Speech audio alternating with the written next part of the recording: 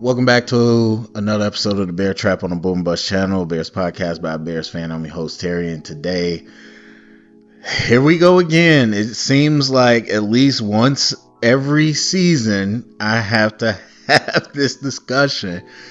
I don't know what it is. I truly don't know what it is. Maybe it's just the difference between being a football fan and a Bears fan. Like I've come to be reminded of just how some people treat fandom, let alone with all the betting and fantasy stuff, so that brings in a lot of like casual people. But in terms of just regular sports fandom or fandom really of anything, just being reminded how people treat it, and perfectly fine. Like I feel like I've said this from the very beginning, but I'm not telling people how to fan. You fan how you want to fan. This just is not the content for certain type of fans. This is content for people who are more football fans, who are more realistic. And, that's fine. If you want to listen to something else, that's cool. But every season, it seems like we get to a point where I feel like we should all be seeing the same things, and we just aren't. and of course, it usually deals with the quarterback, but still, like this has happened season after season. And I don't know if I'm just not explaining it correctly. I don't know if people just don't want to hear it. But either way, we always get to a point where it feels like we're watching two different things. Because I thought we all saw the same game on Sunday. Apparently, we did not. Now, look, once you get to Monday and all the talking heads and blah, blah, blah, like I expect that from them. Because a lot of them don't know football, but even the ones that do, they don't watch all this stuff. None of them do. No matter what they say, it's just nobody has that time if you also on TV. So if you didn't, and as I said in the recap, if you didn't watch the game and just looked at the numbers, you could be tricked. Like I said, this was a perfect example of numbers don't tell the story. Now, when I'm interacting with Bears fans on this channel or other places, I tend to expect them to have actually watched the games. Like if you're into it enough to be in those circles online, I would expect you watch the games. And so I get it. Like you see a lot of people quoting these Caleb numbers and saying how good Caleb is. I'm like, did y'all watch did y'all watch the game? I mean, what are we talking about? And so again, if you watch the game, I thought we were all on the same page. I really did. But a lot of the conversation that I've seen, clearly we are not. And again, it happens every season. And to be honest, when I look back on it, most of the time it's an agenda in terms of like, usually I just want to root, or I want things with the Bears to be positive, and that blinds people. And I've been doing this for years, so I've seen the same people multiple times become offenders where, like at the end of the day or the end of the season, off season, it was like, yeah, I was tripping or I was wrong, and come back next year and do it again. So I mean, I get it to an extent. I get like you just want to be a Bears fan, you want to cheerlead, you want things to be positive. That's cool. This is just not the place for that, and I've always said that. So I just want to set the record straight about what I'm seeing. And I haven't done like a deep dive or anything with that. The high school season is over, at least for my duties, so I will have more free time and probably watch some more like all 22 film of different things, because usually the first thing I'm trying to watch is Caleb and what the offense is doing in terms of Ben's play, not really play calls, but play designs. And sometimes I watch specific things on defense, but I haven't had a chance to sit down and look at just everything. Like somebody mentioned Darnell Wright, and I just saw in some other Facebook groups these tweets again, Pro Football Focus, which again I do not I do not reference them at all ever, but they always saying something. So people, well, he's top 10, top 5, whatever. And okay. And somebody asks about him. So as I said in that comment, I have not focused in on Darnell Wright enough to have an opinion of whether he's better or how well he's playing. I don't know. So I'll have to get back to that. But I do see that that's becoming a conversation. And then I saw the NFL have a clip of him pancaking somebody, which, okay. All right, so that's a whole narrative, and I'm not saying it's right or wrong. I highly doubt it from what I've seen from Darnell Wright, but we'll get to the film and address that later. So anyway, I just want to be clear about what's being said, because a lot of times I think people just, again, they feel attacked or offended because I'm not saying positive things about everything. All right, so number one, to reiterate, this is not a debate. This is not a discussion. The Bengals are not a good team. That is why they are losing games. That is why their defensive coordinator was fired last year. That is why they have very low defensive rankings. On top of that, their two best players were hurt. So, as far as the running game or any conclusions we want to take from the offense, you take it with a grain of salt because the context matters. If you've been listening for years and you're still listening and you still don't believe me, I don't know what to tell you. But what you do is not as important as how you do it. Meaning, context is everything. It has to be viewed within the actual situation. And as I mentioned earlier, being back on the front line and the real front lines, because I'm not a coordinator, I'm not I'm not just sitting back like I thought I would be and being more of just an overseer helping remotely. I pretty much am the lowest level coach only because I choose to. I say, hey, I'll come if you're asking me to show up whenever I can. I just feel like I know how much work goes into coaching, and so since I'm not able to give that full-time effort, whenever I'm around, I do whatever. So again, on the front lines of coaching, and it has re-solidified everything that I've always talked about. Stuff that I already knew, stuff that I already been through, but being in it fresh re-solidifies everything that I've been saying. Much like when I go to clinics and I say, hey, last year I got back into the coaching clinics, and that re-solidifies, being around football people, it re-solidifies everything I've been saying. What you do is not as important as how you do it. So let's start there. That's not a debate. That's an objective fact. The Bengals, talent-wise and performance-wise this year, not a good defense. And so again, looking at what we did, you have to think about that. Now, as far as our execution, looking at it, the trends over time, whether it's the numbers or our performance against other teams, we can have discussion about that. There's definitely things that I think are good, and maybe people need me to say that, which I feel like I do say it if you just listen week to week. But as I said, because people trying to compare, they're trying to talk about this offense and last year's offense. The offense is better, as I've said, clearly better. I think people are a little overzealous of how much better it is. That's the problem. And again, you pull numbers, naked numbers, and just be like, here, see, we're this, we're that, and you don't take into context of anything, you're not going to come to a genuine conclusion.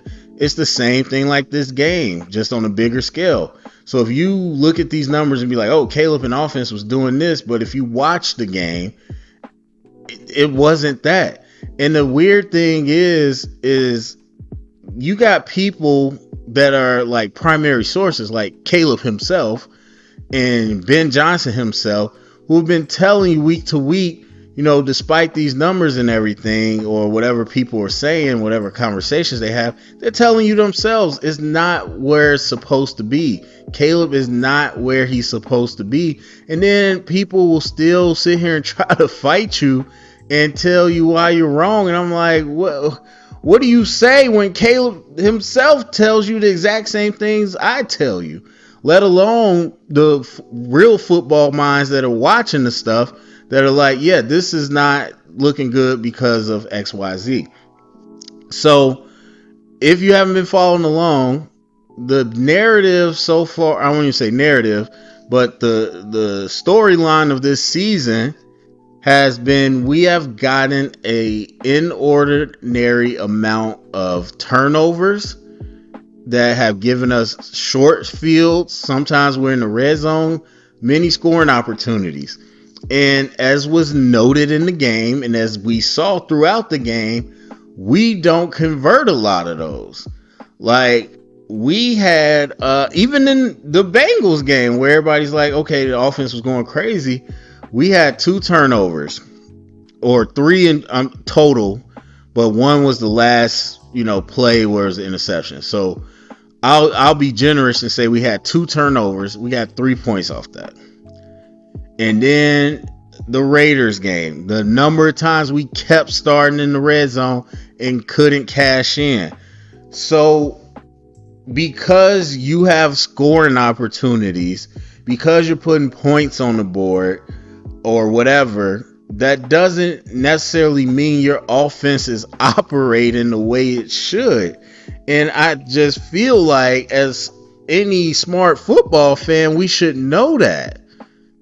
And even when you're putting numbers up on the board, yards and stuff like that, that doesn't mean that we're always making the right plays. And again, as smart football fans, I feel like we should know that.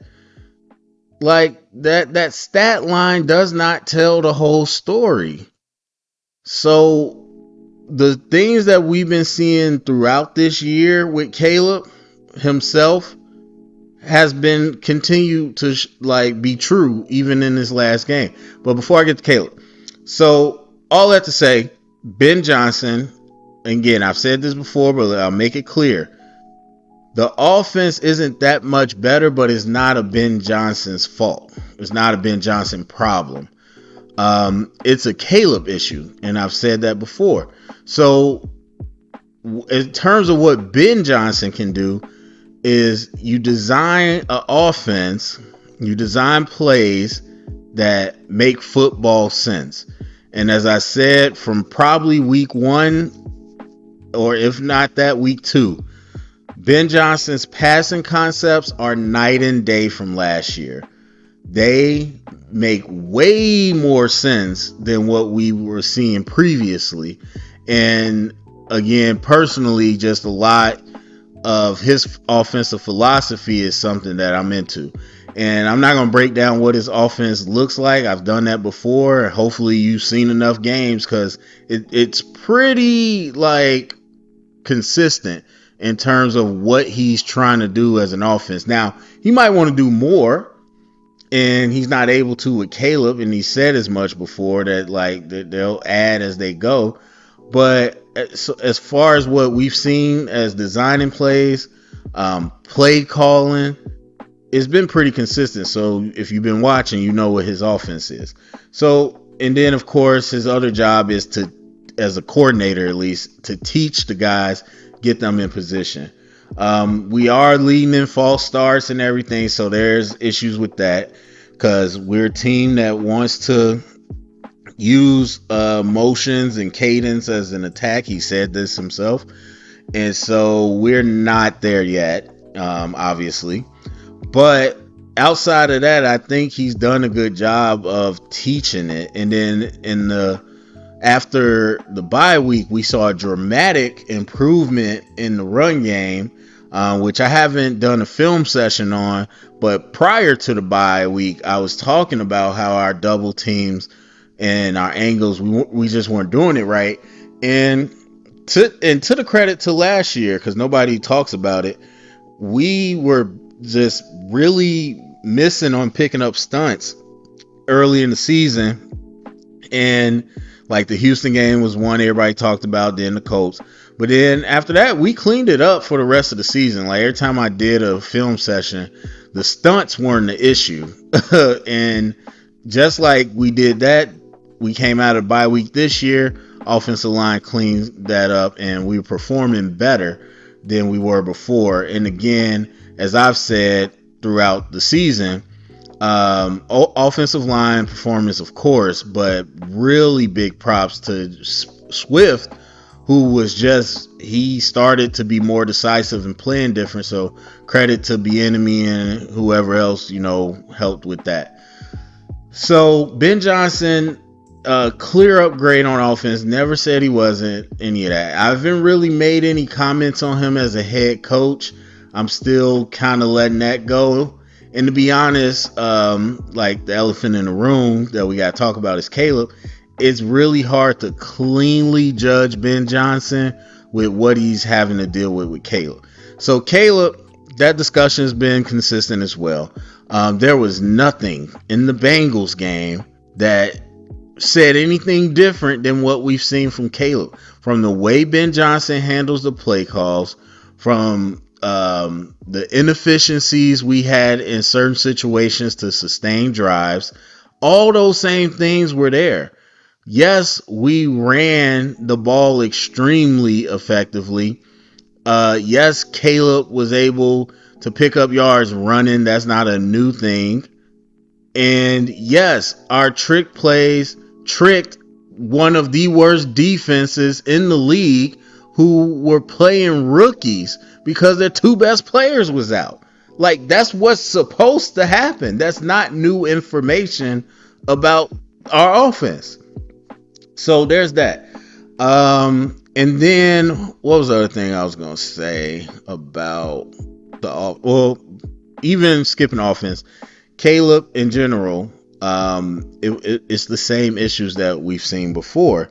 Like, again, there was nothing different there.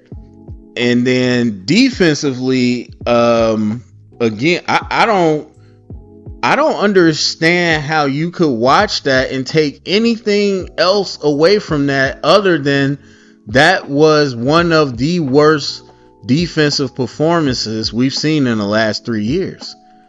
Point blank, period. And honestly, it might be in the NFL. I'm not good at keeping all those that type of information in my head to tell you what every single game was last 3 years. But so maybe the NFL, but definitely for the Bears, that is up there. Like, yes, we gave a Hail Mary up in a close game with the Commanders last year, but this wasn't that. This was us up more than one score and not only completely let the team move up and down the field, but then also we're nowhere near prepared for an onside kick that everyone knew it was coming. They even have to declare it now. So even if you didn't know, they told you. And we were completely unprepared for that situation. And then and defensively, we completely just let this team move up. This wasn't no Hail Mary. This was 2 score and a 2-point conversion. So absolutely terrible. And it wasn't like they didn't have points before that. They gave up those touchdowns. So defensively, man, again, as I've said before, yes, you can absolutely point to the fact that we're injured in the secondary, and that is a big factor. But also at the same time, there's issues that have been issues in terms of the pass rush. Like, I think blown coverages, that's going to happen. especially when you start the blitz, which is what we've done because we can't get the pass rush. But also that's going to happen with a new system, and you got younger players who aren't really starters. That's going to happen, and I think it should get better over the season. I don't know that it has, but again, we've had people kind of in and out of the lineup. So it's hard to say without all the starters how we look. The safeties have not been playing well. I've said this to you for weeks. People are going to look at those turnovers and look at those stats and think the defense is doing one thing when we're really not. Like, the stats that actually matter, like things like giving up first downs, things like, the sack numbers, all those different things. Those told you the story that the defense was not performing at a high level. It was very bend but don't break, but we were getting some turnovers that honestly covered up some bad drives. And that Byard has not been playing well. And to be honest, he almost got another lucky interception. I don't even want to say lucky, but as I said before, there's a difference between a takeaway and a giveaway. What Edmonds did on the interception, that's a takeaway. But we have been doing that a lot this year. A lot of the stuff we've been getting are giveaways. And so while those numbers are there, it's given a false picture if you just look at the numbers of the defense and of the offense. And again, I feel like any Bears fan that watches the games, you know that. You see that. And then, we got takeaway. Like we said, we had 2 turnovers, 3 technically, but 2 when the game mattered. And even with that, you saw what happened when the defense actually got put to the test. And it was a complete collapse. That's what it is. And it's so weird that, again, this is so many times I've said this, but I'm always the one that's early saying something, or at least giving proper context. Hey, this isn't as bad as everybody's saying. Hey, this isn't as good as everybody's saying. And then eventually people get around to it later, and the pendulum swings so far the other way that then I have to also be the counter to that again. Okay, now y'all going too far. That's how it always goes. So, because at one point I was trying to tell people the defense is not as bad as everybody's trying to make it out to be. And now, again, we're swung the other way. But really, it's just until we get that full healthy unit, which we haven't had all season, I can't fully tell you what that looks like. But all I can talk about is what we got on the field pretty consistently with these guys. And we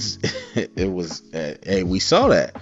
So some people have just been given some interesting explanations, and I just don't know how you can watch that game and have any other takeaway than no, that was a problem. That was a problem. And you see teams that are serious about competing, teams that have a high standard, if they go through something not even that bad, because most teams don't go through something that bad, but teams that go through a really out of character bad performance, they start making changes to get it fixed. Now, I ain't talking about firing coaches and stuff, but they try to get more talent. You look at the Eagles. Eagles haven't played nearly as bad as we have on defense Sunday, but look at what they're going to get stuff to help that defense out, or whatever it might be. And so that's the type of game I don't like, because we won. A lot of people want to be like, just throw it away, forget about that game, blah blah. No, absolutely not. That's a game where you have to now go back to the drawing board, because it could be a talent issue. I don't Again, we're not healthy, so I can't say that.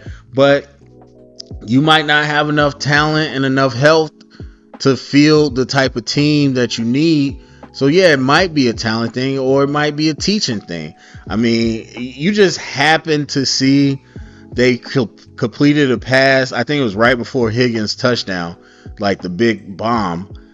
They completed a pass right in front of Dennis Allen, and he was just going. He was yelling at the corner, screaming, and because you could tell he's standing there on the sideline, he's watching the corners not doing what he's taught to do. And so, and even I forgot. I think it was the initial touchdown or the last touchdown they had. But like Troy, I think it was Troy Aikman. He was pointing out. He was like, if this is cover two, somebody's not doing their job. And I said the same thing when we played the Saints. I was like, if this is cover two, like somebody's like Byard's not doing his job. Like, and they gave up 2 touchdowns. So there's a disconnect. This is the type of game where you need to really go back to the foundations and be like, what's the issue here? Obviously, we got CJ who was with Dennis Allen, and so he's familiar with him.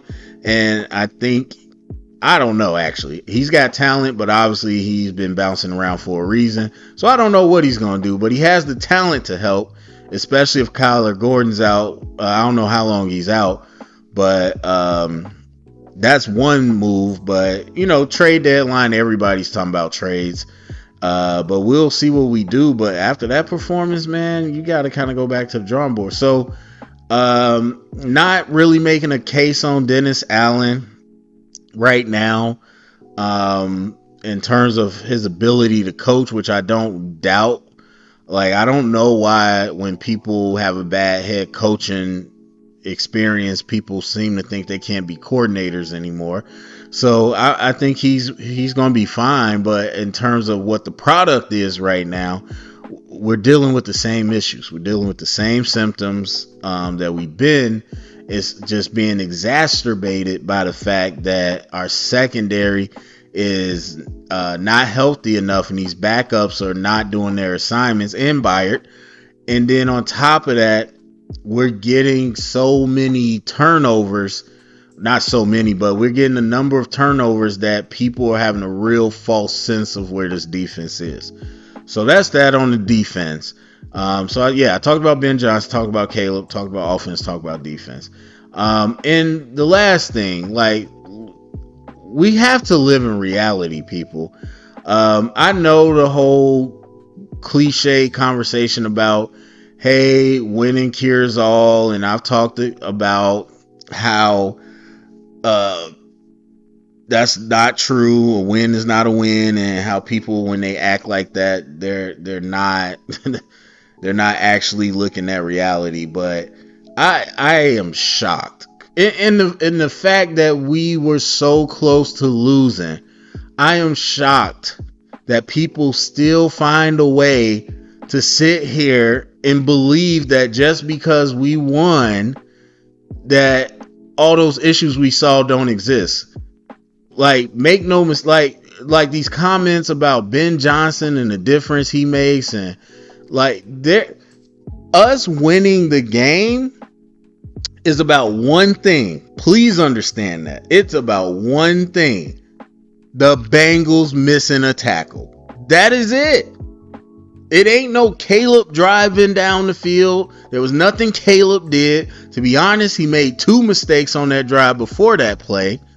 There's nothing Caleb did. There's nothing Ben Johnson called. There was none of that. Like, this idea that we won because of some mental resilience is insane. We gave up 2 touchdowns in less than a minute.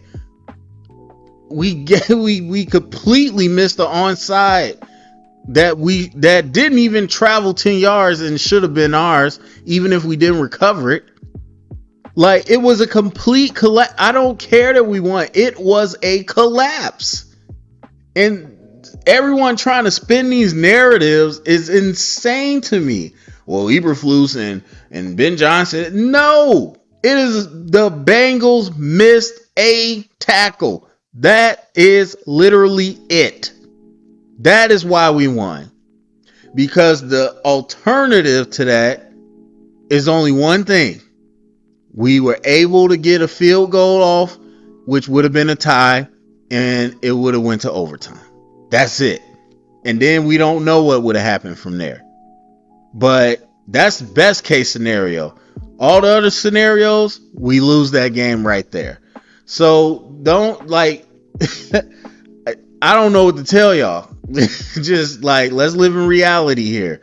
That's the only conversation about us winning that game. Because every other conversation should be about how we gave away that game.